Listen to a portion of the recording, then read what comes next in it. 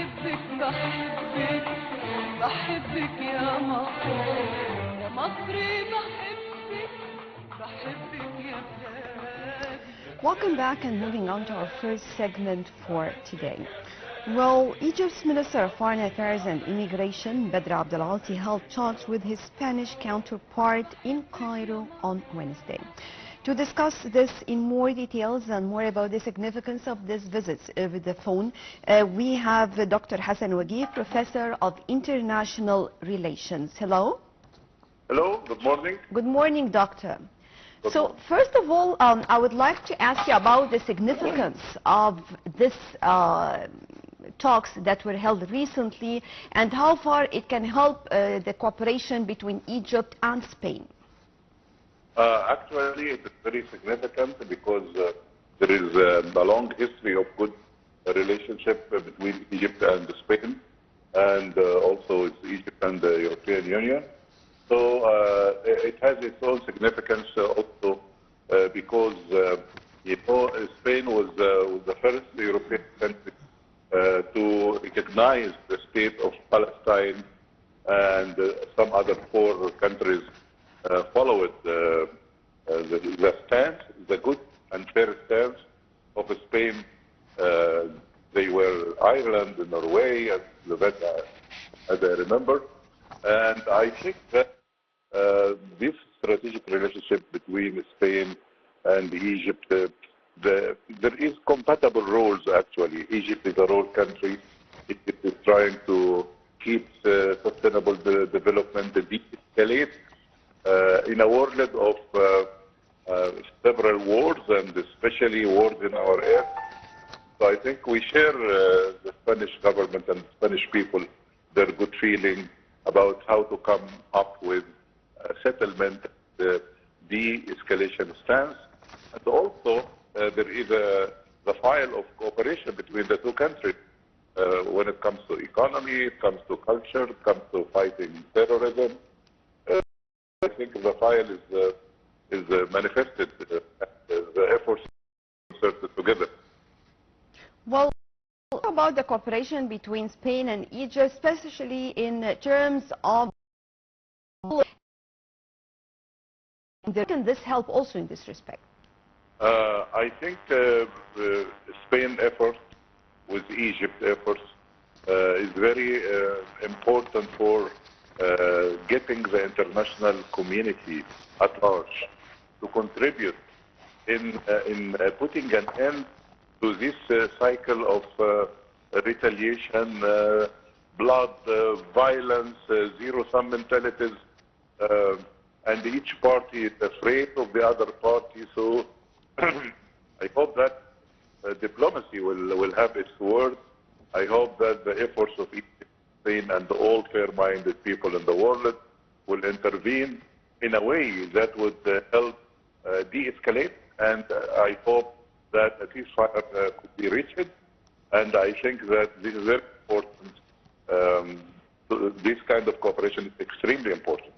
Well, also the meeting tackled the different aspects, like, for example, combating terrorism and illegal migration.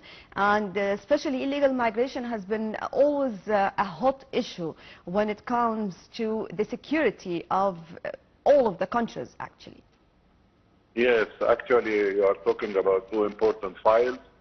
And I think that our Foreign Minister, Dr. Badr Abdelati, mentioned how Egypt is exerting a great deal of efforts in these 2 files and other files, of course. But he mentioned something very important the whole world should listen to, which is we have hosted more than 10 million people from different countries. And this will tell you 2 things, that those people are treated as in Egypt, put in camps of immigrants or some sort of that kind of thing, which is counter to the humane role Egypt is trying to play all the time. And also, it will tell you something about displacement in this area. You know, the Gaza conflict left 2 million people inside Gaza, going from here to there. And it's unbelievably unprecedented, and this should be stopped.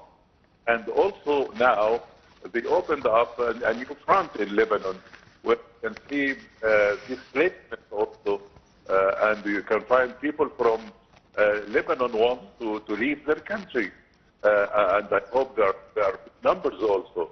So I think diplomacy, effective diplomacy, compound diplomacy, call it whatever, international compound diplomacy is needed, and the participation of the entire international community is needed to make a stop on this exacerbation, which is not in the interest of any. Well, if we're talking about really a radical solution, we have to talk also about, let's say, put it like this, we need fair-minded people, and we need people to take decisions and to put more pressure. So from your own point of view, this meeting with Spain, how far it can help and attract some more European countries to take really a decisive stand and to stop this bloodshed taking place and spreading all around the region? I think that we have to do all the possible, to exhaust all possible avenues to make mobilization for win-win diplomacy. Yes, we need that. But I think that what we should do is that we have to have an Arab system reactivated, Arab system which can have a stronger stance, more collective power mobilization, because yes, the Arab system must have a say in these conflicts, because if you leave the whole thing vacant, some other people try to occupy it vacant. So I think with the international community will come when the Arab system also activates itself. The Palestinians should unify their factions. The Lebanese government should come up with a president and give the utter power to the Lebanese army according to UN resolution 1701, which is very important to be implemented. But how could we implement it without a move from inside the Arab world? I think the Arab world also is must come up with decisive moves, and we had a symposium in our university, and we came up with this conclusion, among the other conclusions, which is very important for de-escalating and getting this, let me say, sorry, word to come to a stop. Well, on the second track, diplomacy, media and academic institutions play a vital role in the future of the region. So how do you see this role in light of the recent escalations and tensions taking place in the Middle East? Actually, I think the universities must have a strong role to play, and as a representative of all other universities and the future university, I will tell you that we have three gaps we are trying to deal with.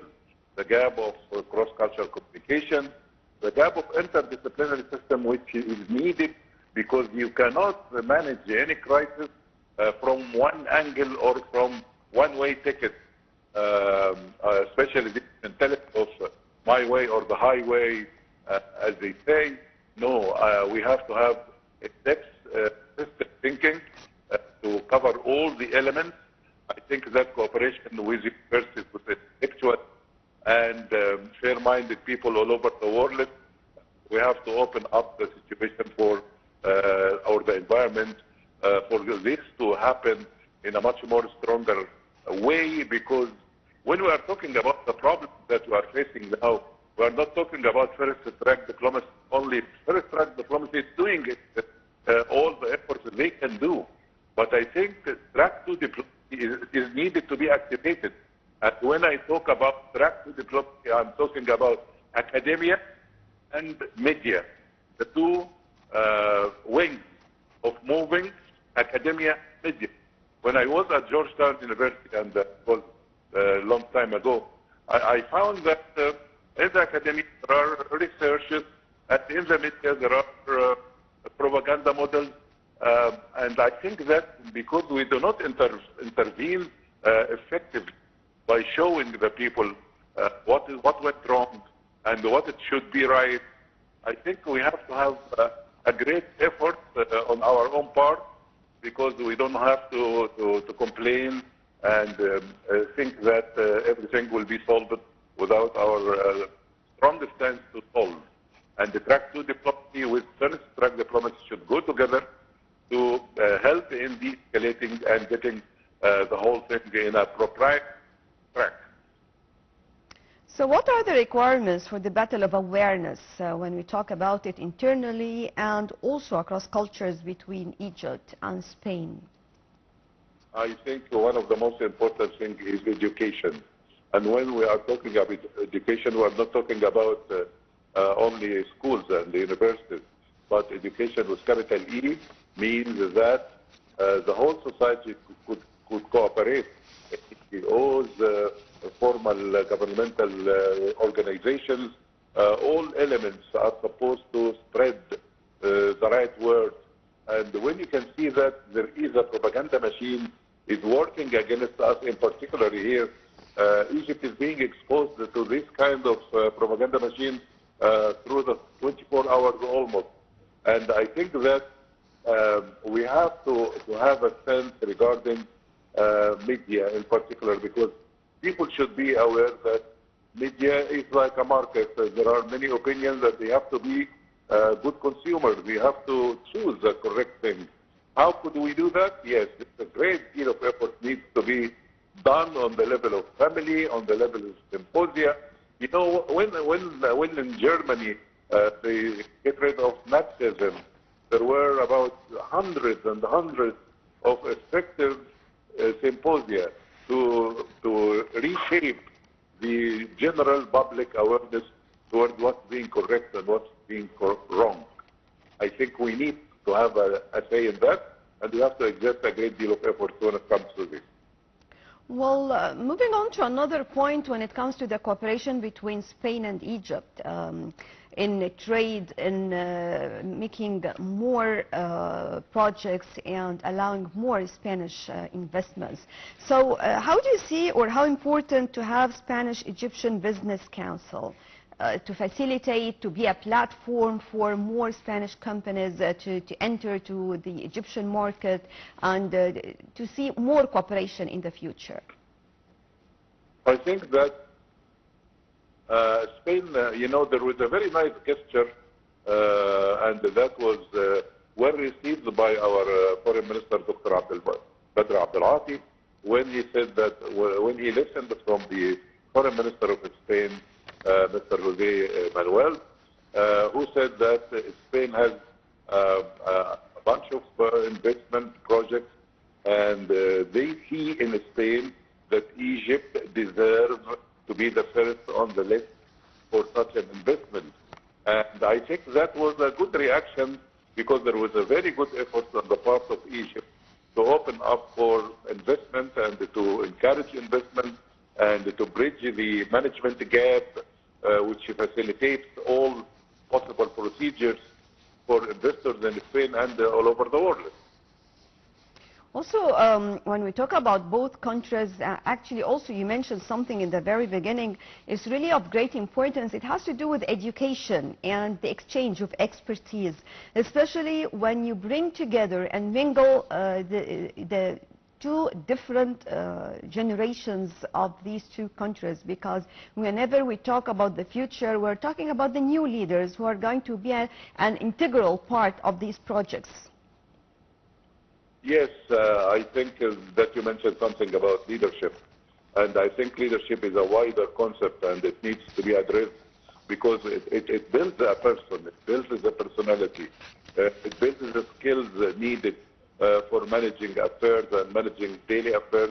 And of course, when it comes to crises, yes, you can find people who cooperate effectively to deal with, not only to deal with crises, but to anticipate and go for crisis prevention. So I think education is extremely needed for that, because when you are talking about managing any crisis, you can have 50% and the other party has a 50%. But when you have anticipation and the prevention, this needs a great deal of education and the training, especially in the diplomatic corps and the other corps. Well, the talks also cover different issues, moving on to the water disputes and the more developments in Africa, right? Mm-hmm. So could you tell us more about it from just to focus on these two parts? Yeah, I think that Africa is a basket for the world, for the entire world. So Spain and other European countries and other powers in the world have an eye on Africa to invest or to intervene to seek interest. So I think that with the mentality, with the win-win mentality of both Egypt and Spain, I think that they can cooperate also in the African continent, because African continent needs a lot of effective, the benign and the humane intervention, because you know, Africa is very rich, but the wealth is being wasted because of wars, because of conflict, and Egypt is very keen, and Spain also is keen to manage this conflict to the best of the interest of all the African people, especially when we have water resources and we can see some troubles over there. I think we need the international community to get the international law implemented and win-win implemented by the international community too. So what do you expect after this meeting? I mean, this joint meeting or means of cooperation, what do we expect next? Because usually we have top diplomats meeting, and then we have more homework to do, actually, to follow such meetings, just as it paves the way for more to come. Yeah, I think that when you can see that Cairo became so busy receiving many leaders from all over the world, which is a very good sign for the Egyptian role.